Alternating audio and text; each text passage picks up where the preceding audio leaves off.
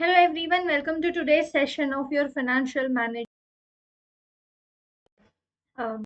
This sprint for the financial. I hope everyone is doing great, and I hope everybody is, you know, health wise and your mental state wise for your examinations. So today we are going to get into the next level of your sprint session. I think the last session or the last week that we majorly dealt with investment appraisal, if I'm not wrong. So now we are going to get into little one step ahead of the next upcoming things. So today I would keep it simple of cost of capital. See, I know a lot of students have problem in cost of capital, but however, if you guys have any specific questions to be solved either from ACCA Study Hub or from Kaplan or from BPP, you guys can tell me and I can do that for you.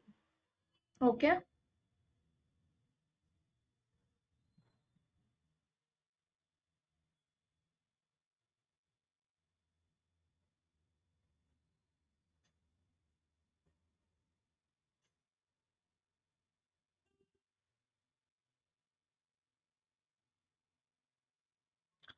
Okay. So I'm going to bring up a question.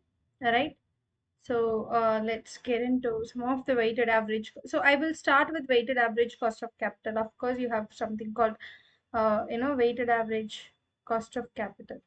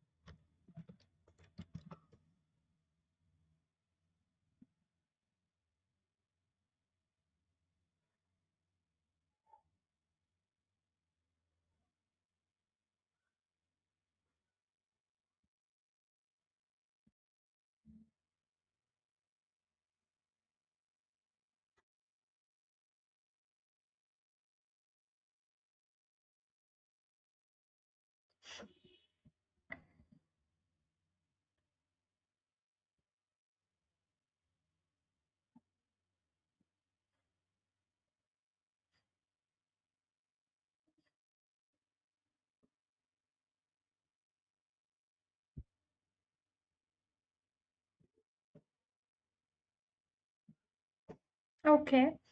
So I'm going to bring a question from your ACCA Study Hub.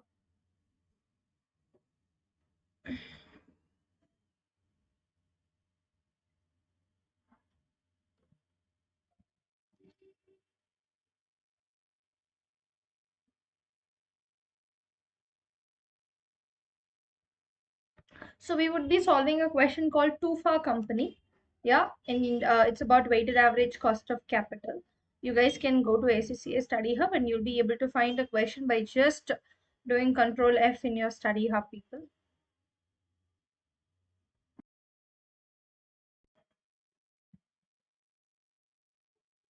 Just pasting it on the left hand side.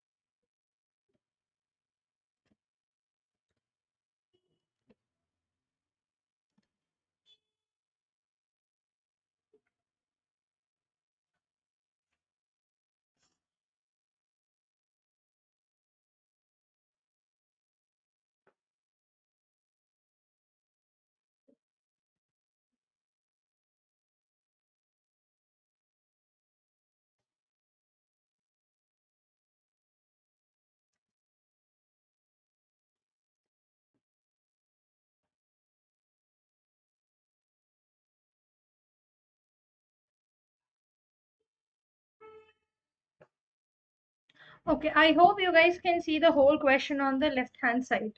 Yeah. So, see, understand, I would start with requirement because that's how I solve questions. So, what is the requirement starts with? The first requirement, you have overall three requirements for the entire 20 marks. So, the first requirement that they have given out there is calculate the after tax weighted average cost of capital of Tufaco on the market value. So, what we have to calculate? We have to calculate weighted average cost of capital based on the market value here, right? We don't have to take the book value, is not required. Then the second requirement is discuss the circumstances which it is appropriate to use the current WACC of Tufa company in appraising an investment project. Like they're talking about why would you think, which are all places, which are all scenarios or circumstances do you think it is very much appropriate to use the current existing weighted average cost of capital of the Tufa company in appraising an investment project? If you're investing, if you're getting into the investment project, how do you think it is appropriate? How do you think it's right to use the current WACC? Yeah. And then goes with third requirement, three advantages of Tufa company using convertible loan notes as a long term finance. Like, how do you think convertible loan note would work? That is what they're asking you to say. Correct, people? Yeah. So, these are all the things that they're asked to say. Let's read the whole question. So, if you read the whole question, we'll have an idea.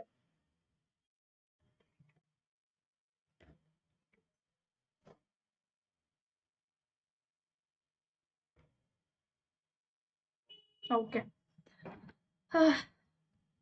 Let's start from the beginning. What does the question says? The following, okay, I'll just scroll down for you guys.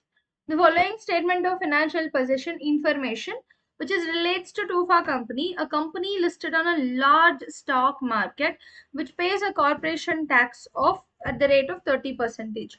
What do? They go ahead and pay tax rate at the rate of 30 percentage, and they are listed in the large stock market. Okay, and they've given their financial position in the books, like the extracts of financial position. I know the share capital, I know the retained earnings, I know how much is my total equity, which is the sum of share capital and retained earnings, and we know the non-current liabilities, like how much is the long-term borrowings, how much is current liabilities, and how much is my total liabilities and total equity and liabilities. This is what they have gone ahead and given. Correct, everyone? Yeah.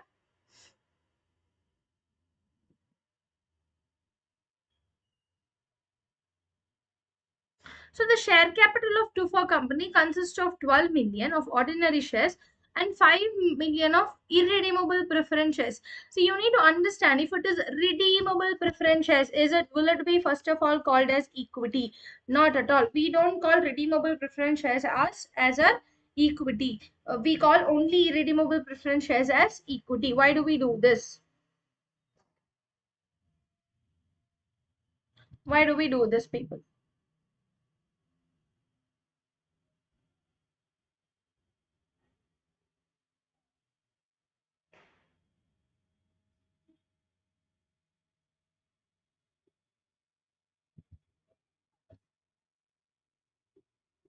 Why do we do this? So why do we go ahead and consider irredeemable preference shares as only equity? Why not redeemable preference shares? Because the redeemable preference shares are like more of a debt. It has a more quality of a debt where you have to pay back the amount and with a fixed dividend. But irredeemable preference shares are not like that. You have to pay the fixed dividend, but you don't need to pay the amount back. So that does not have any quality of debt. Okay, that is the reason we call it as equity. If it is redeemable preference shares, we treat it as debt. So out of the total equity, we call it as how much? We consider this as how much of total equity we consider this as total value. The ordinary shares of Tufa company have a nominal value of $50 per share. So that means we have 50 cents per share. And if you consider, that's the par value. Yeah. But an ex-dividend market price is how much? $7.07 per share. And a cum dividend market price is how much? $7.52 per share. That means the dividend for current year, we should know, everyone, this is for the year ending when? This is for the year ending 2007, if I'm not wrong. All right, yeah. So I will be able to find out the dividend will be paid in the near future. So the difference between these two will be my dividend per share. I got the dividend per share for the 2007 also. Dividends paid in the recent years, we have got the dividends which is paid in the recent years also, which can help you to calculate what? Which can help you to calculate the calculation of cost of equity using the dividend growth model. I hope you guys know. Okay.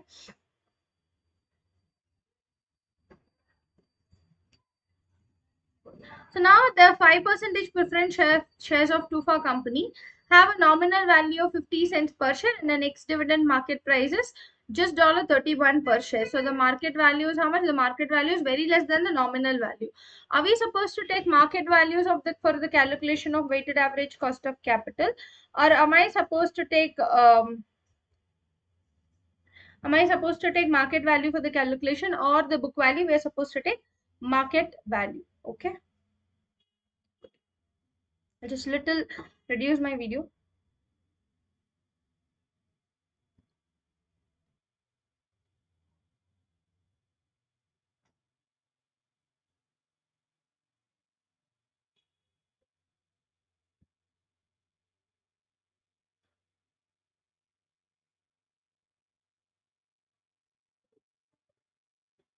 Okay. Now see, the long-term borrowings of Tufa company consist of 10 million of loan notes and 3 million of bank loan. The bank loan has a variable interest. What is the bank loan variable interest that we have? It has 7%. That is the variable interest. And we have 7% loan notes have a nominal value of $100 per loan note and a market price of $102, $102.34 per loan note. That's the market value. Annual interest has been just paid out. The loan notes are redeemable in 4 years at a premium of 5% to nominal value. We know all the source of finances, guys. Your job is to all the source of capital. Our job is first go find out the individual cost of capital. Once you find out the individual cost of capital, that can help us to calculate the weighted average cost of capital. Correct? Yeah. How do we do that? Let's start. That's the first requirement that we have. So I'll keep scrolling up and down. Okay.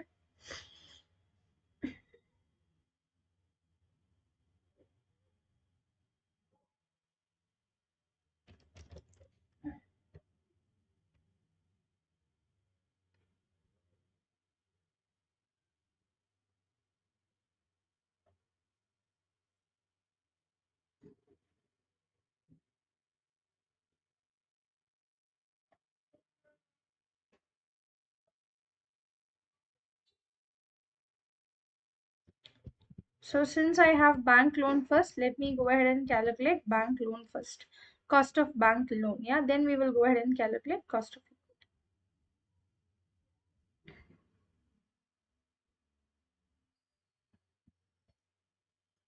or whatever we have first. Let's go do the working notes. So the working note number one. Working note number one is cost of equity. What is the formula for cost of equity, people? Cost of equity is if the dividend is growing, you'll take D1 upon P0 plus G. This is what we go ahead and consider. So if we need to know what is your growth, you have two different formula. So one is Gordon's formula or the geometric formula. So we will go ahead and consider geometric or Gordon's formula. Since here we have given dividend, we have to find out the dividend growth model using the geometric formula. Correct? So what is the formula for geometric, if you guys know? Anybody has an idea how does it works?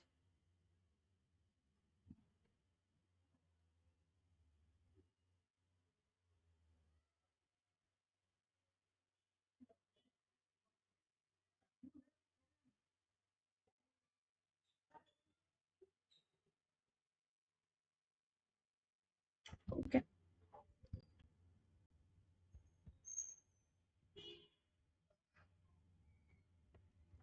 let's do that.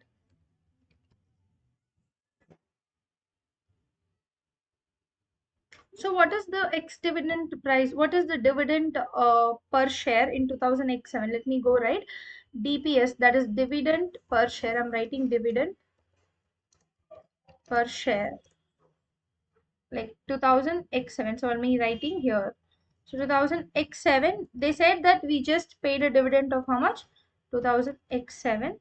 We paid a dividend of We just scroll back to the question. The difference between 7.52 and 7.07. That's my dividend. 7.52 minus 7.07. That's my dividend. How much? 0.45. 2000 x6 they have already given. 2000 x5 they have given. Let's see if I'm able to drag it. Yeah, x5, x4, and x3 if I'm not wrong. Right? Yeah. 0.41, 0.39, and 0.37. 0.41, 0.39, and 0.37, and here 0.43.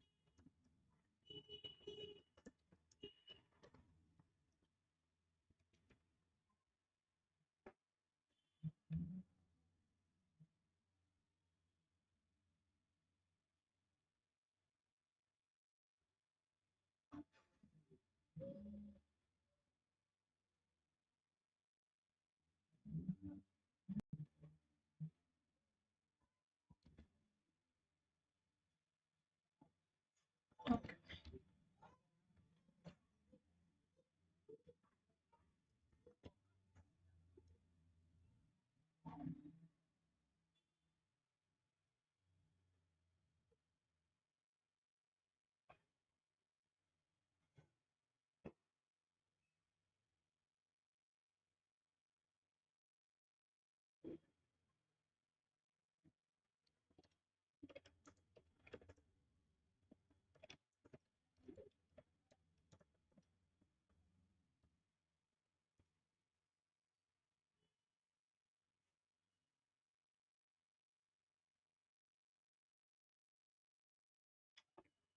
So what is the formula that we have to go ahead and use, people?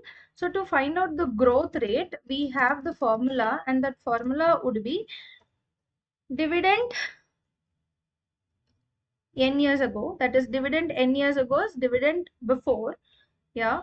So and this is for how many years? This is for, see, from 2000 x7. If you go back to 2000 x3, how many years is it? From 2000 x7 to x6 1 year, x6 to x5 another year, x5 to x4 another year, that becomes 3, and x4 to x3 another year. So what is the total number of years that we have come across, people? The total number of years that we have come across is 4 years, not 5 years. Please understand.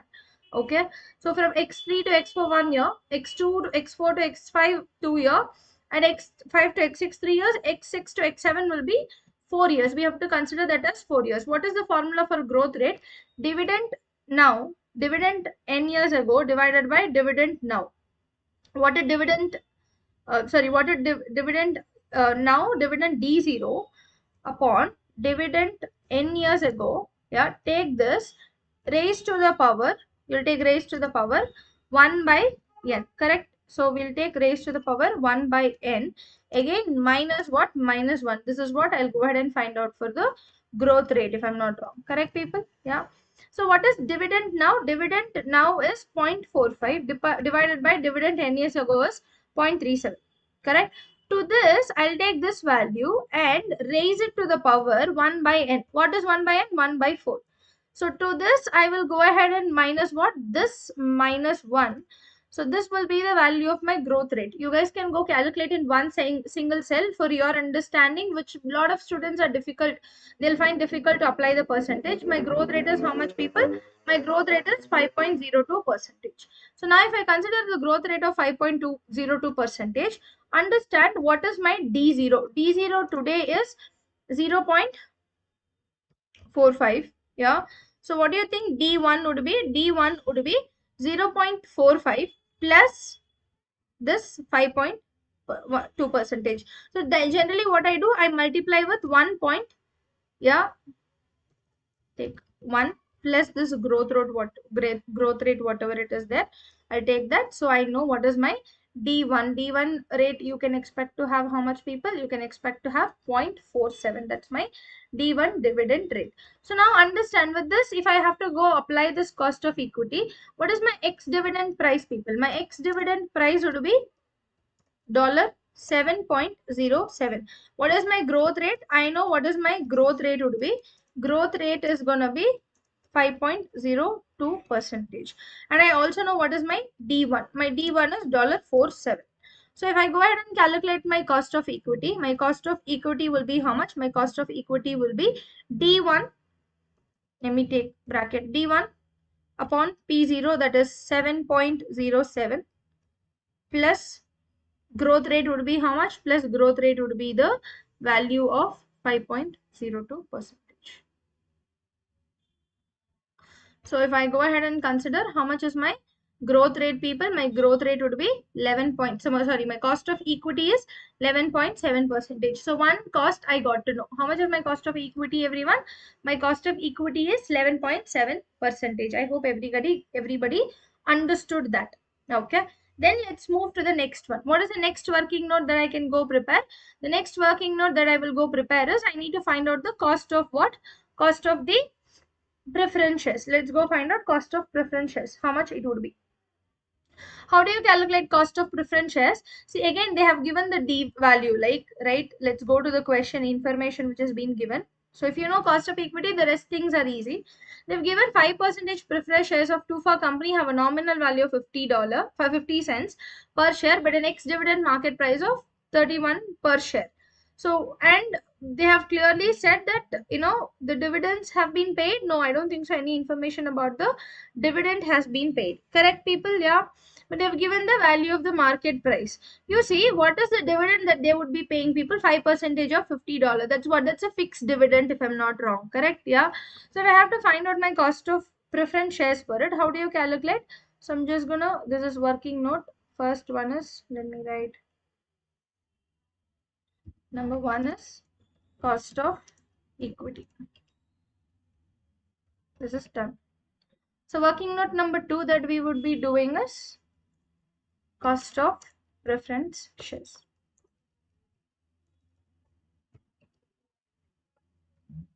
What is the fixed dividend that we can expect, people? Fixed dividend that we can always expect is fixed dividend that we can expect is 5% of $0.50.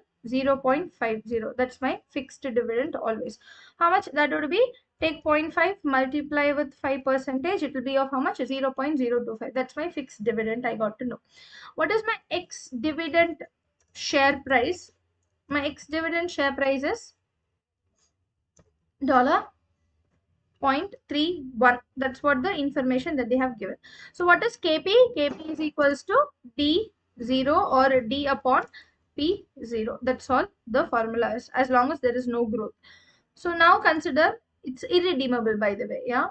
So now consider how do you calculate formula? Like D upon P0 is 0.31. So your cost of preference shares would be how much, people? Cost of preference shares, if you convert into percentage, it is going to be 8.06 percentage. That is the value of what? Value of cost of preference shares. I hope everybody is getting to know how does cost of preference shares also come into the place. Yeah. Then what is the next information that we have? If I go back to the question, the next information is they're trying to say, see, I have long-term borrowings of 2 for company consist of 10 million loan notes and 3 million bank loan notes. A bank has a variable interest rate. So if I scroll up, you see bank loan, can you see how much is the long-term borrowings out of 13? 3 million is the bank loan and 10 million is the loan notes. Now if I have to find out what is my cost of my bank loan, do we have any kind of share price that we have to consider, people, by any chance? No. See, how much is it? Look at this. Is there any information given saying that how much percentage that we would be paying?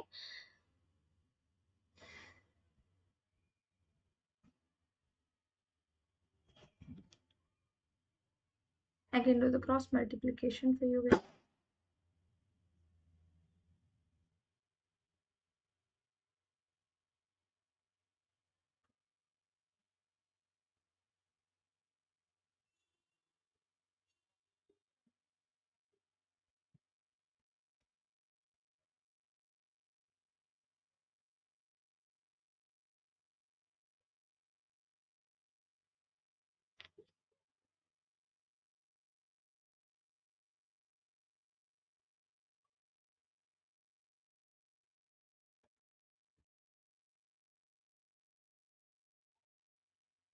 Yeah.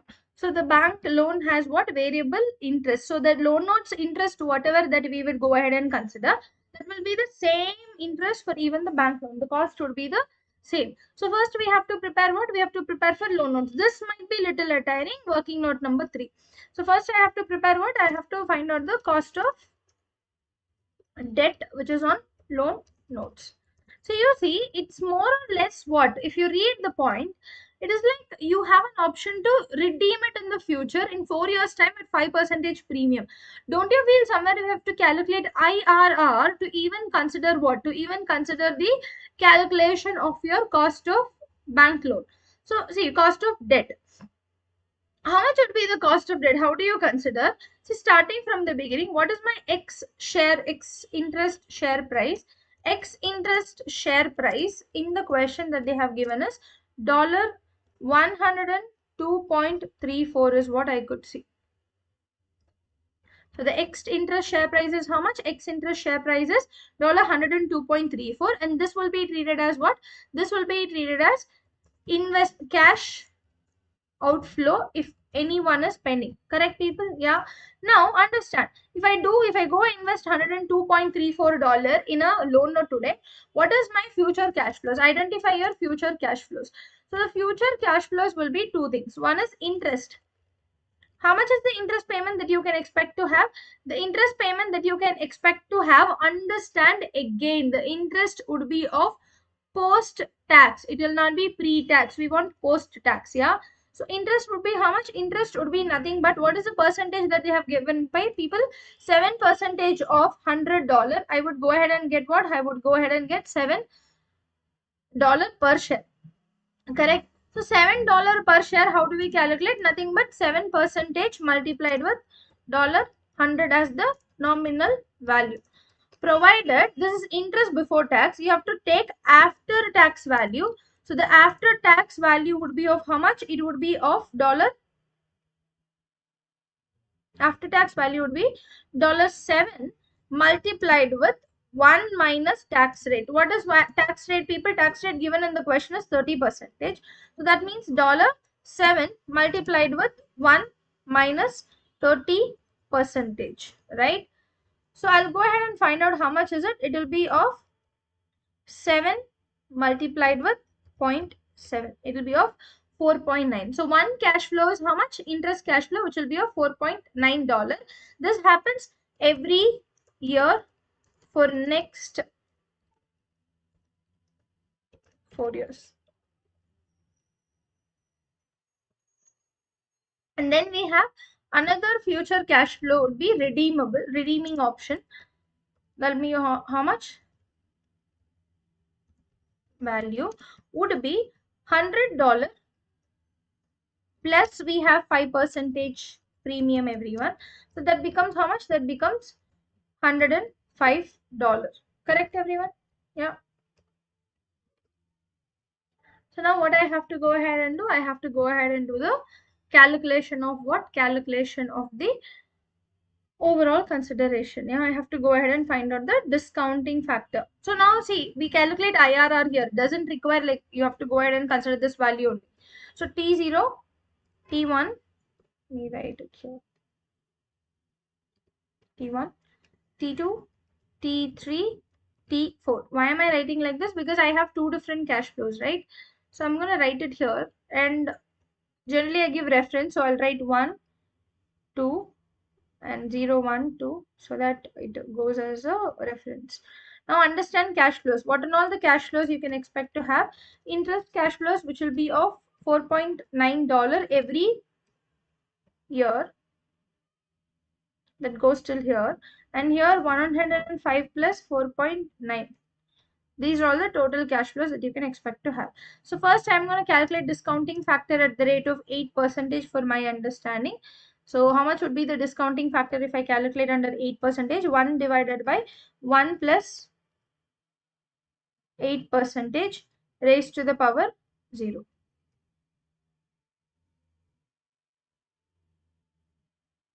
Now I will go round it off to the nearest 3 decimals. Now what is my discounted cash flow? This is how even you do it in the examination. Don't sit and waste your time. So what is my discounted cash flows? It will be this value multiplied with this value. Done. Oh, sorry, it's my mistake. Yes, I'm sorry. So in T0, I'll go ahead and invest how much? 102.34. It's my mistake. So these are all the values. So round it off to 1 or 2 decimal, not more than that. We don't want more than that. Yeah, okay, done. 2 decimal. So this is little bit is done. I'm just gonna put everything on the center base so that I don't get confused end of the day.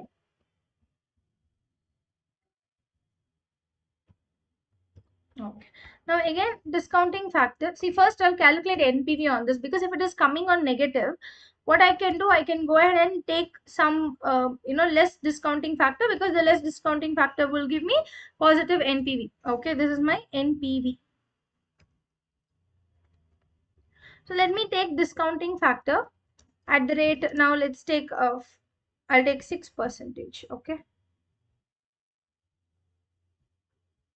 So it will be 1 divided by 1 plus 6% raised to the power this value, and the discounted cash flows goes in this way. There'll be this value multiplied with this value. So if I just take these two and I'll drag it, this is how it works. Yeah, I somewhere strongly believe it should be giving me the positive NPV.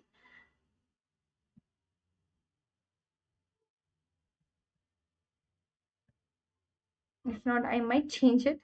It's okay, guys. You do you want to have positive and one negative? Not required. Both negative can also be done. It's not a problem. Okay, the NPV here would be how much? NPV here would be, okay, it's still minus. It's okay if you want to change it, change it. So if you want to change it, you can discount it here. This as discounted this as 4% or not required. We'll do this the same method. It's okay, not necessary that all the time it has to be the same. Okay. So what is the formula for IRR, people? If you remember IRR formula, what is the formula for IRR?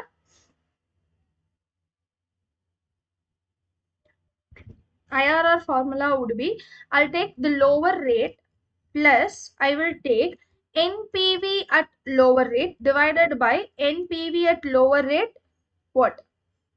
Minus NPV at higher rate, right?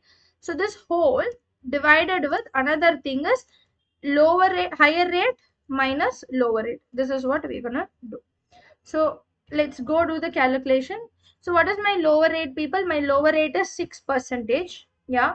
So I'll take plus, open the bracket, open two or one bracket. What is my NPV at lower rate? This is my NPV at lower rate divided by NPV at lower rate. Again, select the same cell minus NPV at higher rate. This value, close two brackets and then multiply. Again, open bracket. What is my higher rate? My higher rate is 8% minus my lower rate is 6%. So what is my IRR, people? If you calculate, my IRR would be 5 point, strongly believe 5.4% or 5.35. Yeah, keep it 5.35%. And so see, it might differ. Yeah, let's say I'll go ahead and use something else. It might differ. It's totally fine. I have got the same thing.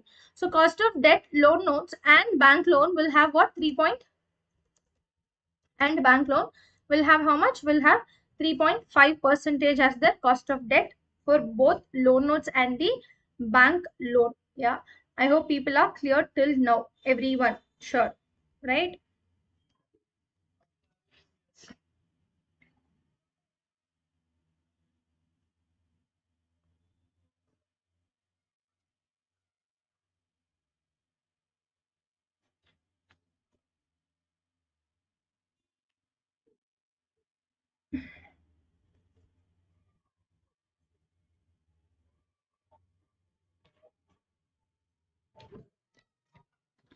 Now move to the calculation of what? Move to the calculation of VAT. So if you know all of this, VAT calculation is little easy. Yeah.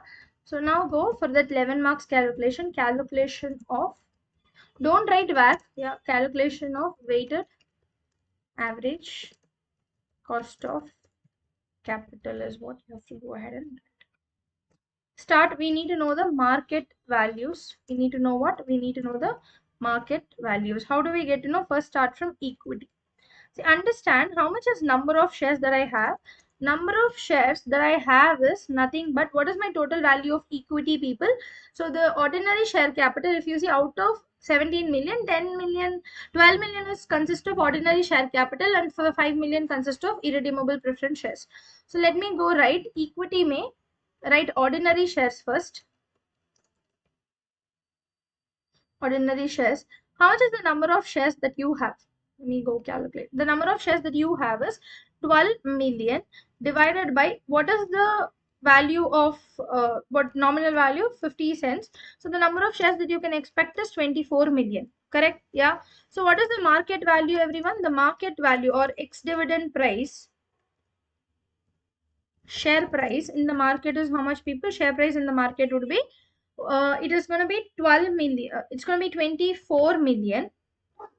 I'm writing everything in thousands. Yeah, 7.07. How much it would be? 169,680. That would be the value. Okay, 169,680. That would be the value in thousands. Let's say all these are in thousands. And please write all these are in thousands.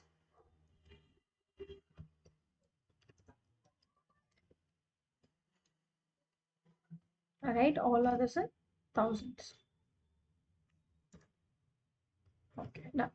So now similarly, we have preference shares. So you have to do the same way. It is going to be how much? It is going to be 5 million divided by dollar 0.50 cents, and that becomes how much? That becomes 10 million. But market value would be how much? 10 million multiplied with, I believe it was somewhere around 0.31. That's it. So 3,100 value, that is 3.1 million is the value of what? Value of your this one. Okay, preference shares. Now comes loan notes. See, I have 10 million loan notes. I have how many loan notes? I have 10 million loan notes. Read the information that they have given. They said the nominal value is $100. Yeah, nominal value is how much? Nominal value of a share is $100. And if you see, I have total, how much is the loan notes that I have? Out of 13 million, 10 million loan notes is considered. Correct, everyone? Yeah. So how much is 10 million? $100. So I can keep, I believe it's somewhere around 10 million divided by $100 loan note, it would be somewhere around 1 million loan notes. Correct? Yeah. So it will be 10 million, right? 10 million divided by $100. That becomes how much? That becomes 1 million loan notes. So here the market value would be 1 million multiplied with 102.34 is the market value. So it becomes, oh, is it my mistake? It's not 10 million, guys. It will be $100,000. 100,000 shares. I'm sorry, it's my mistake. So here, instead of considering the 1 million, I'll change it to 100. Yeah. So how much it would be? It would be $10,234,000 would be the market value of loan notes. And finally, we have bank loan. How much is the bank loan value? It is going to be 3 million wherever you take. Yeah. So what is the total value of my company's market value? Like, entire all the capital. Total market capital value will be how much? Total market capital value would be of 18 million, 186 million and $14,000. Now this is the market value. You have to give a capital share first. Find out what is capital share. What is capital share? Out of 186 million, 169 placed from what? Placed from ordinary shares. Similarly, out of 186, 3.1 million placed from preference shares. Similarly, loan note placed how much percentage of my total capital? So it's around 5.5 percentage. And similarly for bank loan, how much is it? It will be total. This is what the total capital structure is. Please convert into percentage and convert it with 2 decimals. So this is my capital structure. Let's go and find out what is my cost of capital. So my cost of capital would be, for this it's 11.7 percentage if I'm not wrong. For preference shares we have calculated how much is it? 8.06 percentage. So please give reference, where are you writing it? It is from working note number 1. Yeah, right. And this would be how much? This would be for loan notes, how much is the cost of capital, people? 5.4 percentage and 5.35, sorry.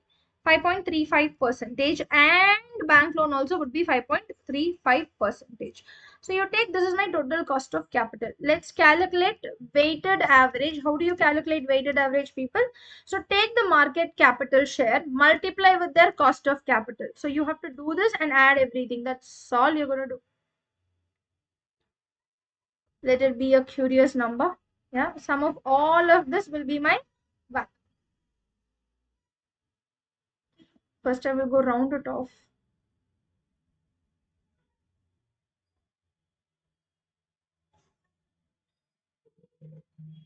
Yeah. What is my whole WACC? If I keep it to the 2 decimal, it is 11.19 percentage would be my weighted average cost of capital. So I hope you guys got an idea how do we even do this. So if you know to calculate the cost of equity and all of that, the next point is very, very silly and very, very easy. Right? Yeah. What is my WACC, people? WACC is sum of all of the weighted average, which will be of 11.19 percentage. Right? So that will be my weighted average cost of capital. I hope everybody got an idea and an understanding how does that works. So you do this, how many marks will you be getting? Of course, you'll be getting 11 marks. It's huge, guys, for such kind of questions. It's very, very simple question, to be honest. And it's very easy to calculate. It does not have so much of complications too. Okay. So now what do we do? Let's move to the next requirement. Yeah. Before we go to the next requirement, I just want you guys to go through each and everything, whatever we have gone through till now.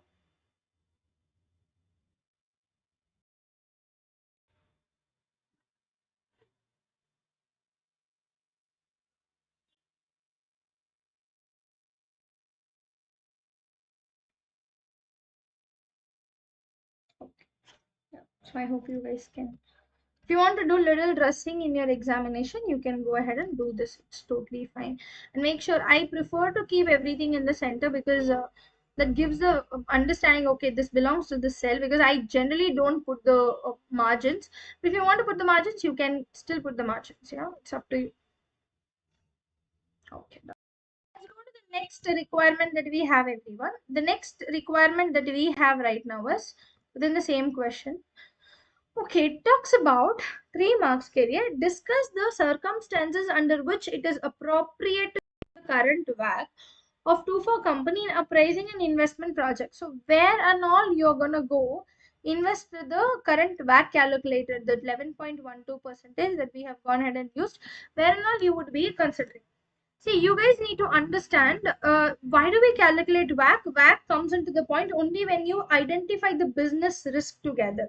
So if you don't identify the business risk, you don't worry about the WACC, right? So when there is a level of business risk and financial risk faced by the company, that's when the investors, the overall investors think like, what is my overall weighted average cost of capital, correct?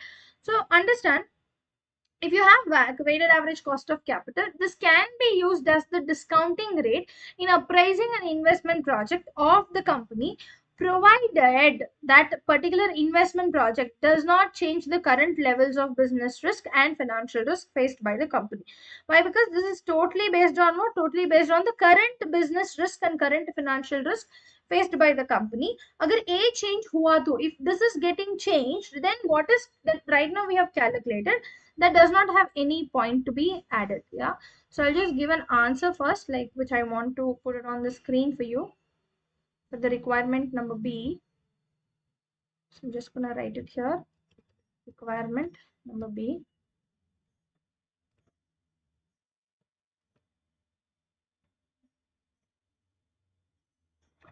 This becomes big.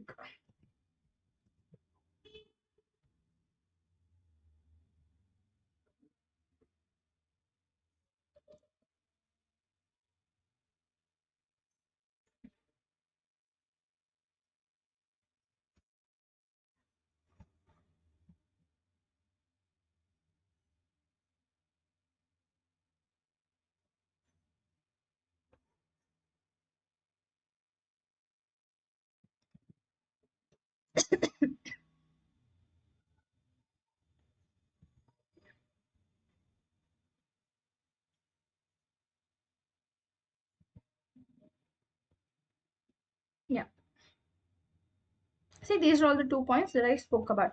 The current WACC of 2 for company represents the mean return required by the company's investors given the current level of business risk and financial risk faced by the company. But provided if you see, there is another point which we have to identify there also. What is that another point that we have to identify there also, people? It talks about what? It talks about the current WACC can only be used as the discounting rate in investment appraisal provided if the investment does not change the current levels of business risk and financial risk that the company is going through at all, then we can go ahead and consider, people. Okay. Now move to the next information. Like what else can I write? See, you understand the current WACC can be used as the discounting rate in appraising an investment project of TUFA in the same business area as current operations. For example, some changes happening in the level of business. For example, they'll go ahead and consider some kind of expansion. So do you think I'll be able to use the same WACC? No, you have to find out one more WACC. Why? Because the business risk will be likely to unchanged in these circumstances. Those are there are circumstances where the investment the VAT cannot be used where if the business risk changes. So where and all the business risk changes, people, if I go ahead and open a new facility, if I go ahead and open a branch, or if I go ahead and expand my business, there is a chance where you can't expect to have using of VAT. VAT can be used if you don't do that, right? That's the next circumstances that you can expect to have. We have written two circumstances. This question is for three marks requirement. So once you write the two answers, then I would suggest you to write two more, because if the examiner feels your answer's valid point or not there, and something else you have written and they find that is valid, you might expect to have marks getting adjusted from there. Okay. Now, what else I can consider? See, imagine if there are the project is financed in such a way that mirrors the current capital structure of the organization. So imagine if there is some kind of increase or decrease, like imagine you repay the loan notes, then cost of loan notes will change, right? So you pay off, like you redeem it off right now, or bank loan is repaid, right? Or forfeit shares, or you increase the number of shares. So at that point of time, what happens? The capital structure changes. If the capital structure changes, we are expected to have the cost of equities also change and the WACC also change. Maybe you will not be able to use the existing finance capital structure is maintained. You'll be able to use what? You'll be able to use the same WACC. Okay, nice.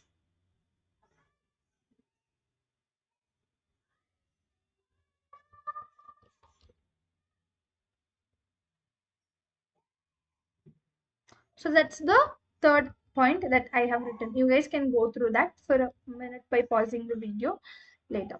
So what is the last point that we have? See, the required return of the company's investors is likely to change if the investment project is large compared to the size of the company. So WACC is likely to be an inappropriate. So it's not an appropriate, sorry, it will be an appropriate discounting rate providing the investment is small in size relative to TUFA company. See, imagine the required rate return of the company's investors is likely to change if the investment project is large compared to the size of the organization. See, my business total capital structure itself somewhere around 2 million, and I go ahead and invest in a project 20 million, then we can expect to have huge return coming from that particular project. But provided, imagine if it is small company, like if it's a big company and the project is small, then doesn't matter. You can go ahead and use VAT. They don't care, like it will not be a big deal, right? So the VAT will be likely to be an appropriate discounting rate providing the investment is small in size relative to TUFA company. This can be used as the another circumstances. So you have written how many circumstances? 1, 2, 3, 4. So you will be able to get 3 marks on this. Are we clear about this requirement? Let's move to the next requirement that we have. There is the 6 marks requirement on the same. So what does it talks about? It talks about discuss 3 advantages of TUFA company of using convertible loan notes as a source of long-term debt or long-term finance. See, we need to understand first of all what do you mean by convertible loan notes. So if you guys know, or before I get through, I want you guys to just glance these 4 points, just read through for 4 point for a minute, please.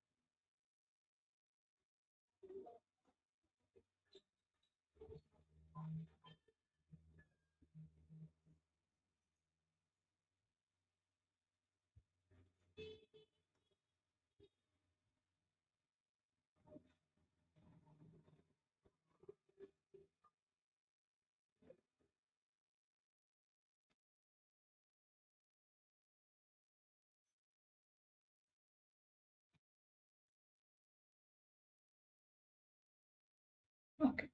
Now move to the next requirement that we have. What is the next requirement that we have? So three advantages of using convertible loan notes as a source of finance. So it is generalized. It is not most likely you can expect to have as the first point. So I would just write the advantages and you guys can pick up. I'll give the explanation. I'll talk about it. You guys can write it on your own, or you can refer Study Hub for the answer. So what is the requirement number C? It talks about the advantages of what? It talks about the advantages of convertible loan notes as long-term source of finance.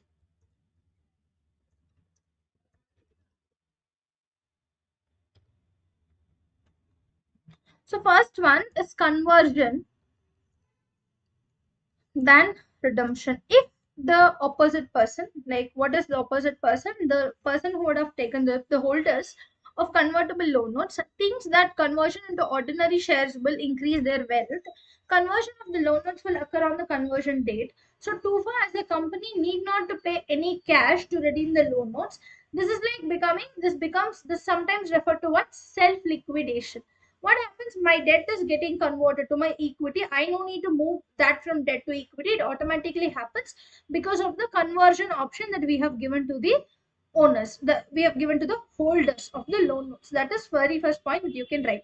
You have to give the elaboration, people. Second one is lower interest rate. Why lower interest rate? Because at the beginning, if I would have given you as an option of convertible loan notes, so you would attract, like, you will go ahead and say that, why we do say that lower rate of interest? Because tomorrow, since I'm giving you an option to buy a loan, equity or a share, so I would not pay more.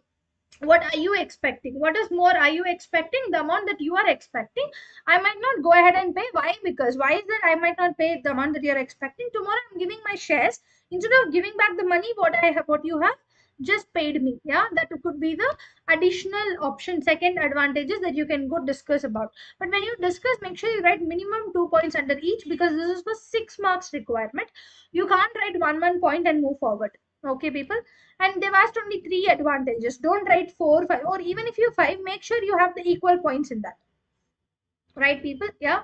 And then we have what? Then we have debt capacity. See, if TUFA company issues any convertible loan notes, its gearing and financial risk will increase and its debt capacity will decrease. Correct? Yeah. So when conversion occurs, if gearing, its gearing and financial it will decrease and debt capacity will increase by default. Imagine this. I have convertible loan notes. I've issued it. Now, when I repay or when I convert it to the loan notes, like to the equity, what happens? My debt capacity by default increases. Why my debt capacity by default increases? Because right now I was treating that as a debt. Now it is getting into equity. Now, overall gearing of the organization, it was treated as what? It was treated as high geared company. Now it will become mid geared company or low geared company. It becomes what? It becomes either mid-geared company or low-geared company. If it is low-geared company, any bank would come friend, or anybody or new investors will also come and invest in that particular company. Why? Because there's no much debt. If there is no much debt, I would rather go invest. Imagine I already have to pay you 10,000 and I'll come and ask you, give me 10,000, let's say 1,000 more. Would you give me? You don't give me that, right? Why? Because I already owe. I don't have a debt capacity. But provided, imagine out of the 10,000, I'll say 5,000, I'll convert it to ownership to you. My debt has reduced 5,000 from your end. So I can consider that as what? I can consider that as I can consider that as reduction in my overall gearing. It increases my debt capacity. Now I have, see, I already owe you 10,000. Now it is reduced to 5. Can't you give me one more thousand to me? I can give you. That increases my debt capacity. I can go ahead and take money from the market. Yeah, I can borrow money from the market. That is the third advantage that you can write. So just for understanding, I'll add another one. It can help you. So it is attractive to investors also.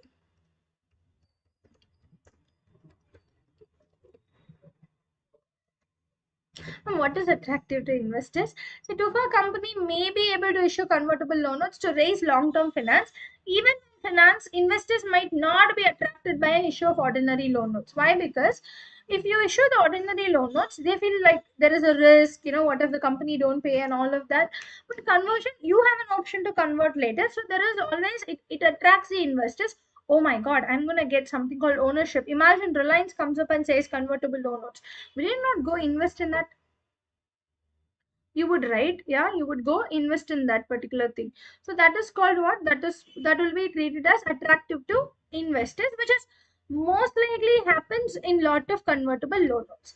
And finally, I would write, it talks facilitates planning. So you're supposed to write an explanation on all of this, whichever three that you feel, ma'am, I know solid two good points on this, then write the solid two good points. If not, go right.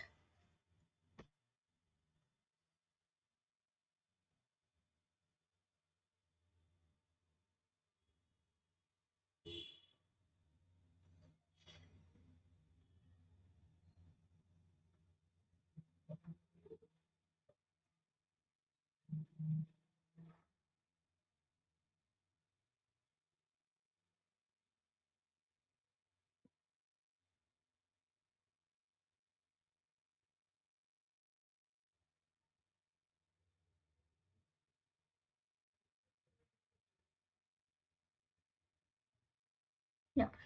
So what is facilitates planning, people? So you need to understand that it is very much suggested to have, instead of having fixed interest, it's always to have a effective rate of interest, because this gives you a proper financial planning. So in convertible loan notes, you've already seen, we use something called effective rate of interest, and we say we'll reduce it in the present value of future cash flows. Why do we do that? If I have to give 5 million tomorrow to somebody, today's present value is 3,800. Let's keep just a normal figure. So that means as a business, I don't feel like, I don't treat that I have borrowed 5 million. Rather, I treat that I'll take 3.8 million. I will go invest somewhere else, which can actually go ahead and fetch money to pay that 5 million. So that remaining 1.2 million is still my profit. That's how they think. So this gives a better planning, better facilitation of planning, right? So that's about the entire question of your weighted average cost of capital, people. We have done a small, basic question, I would say, with less number of adjustments that has been given. So what I would like to do, we will be having next session, right? So tomorrow session, I would be considering little complicated questions where we will be able to solve that in a better manner, right? And that helps you in the examination point of view. So if you write itna much with proper explanation and requirement, see, ma'am, how many marks can I expect? You can expect to have solid good 19 to 20 marks we can expect to have in your examination, right, people? Yeah. So that's about today's session. So you guys have any questions, any doubts, I'm there in the session for another 2-3 minutes. You can just drop it on the comment box, people.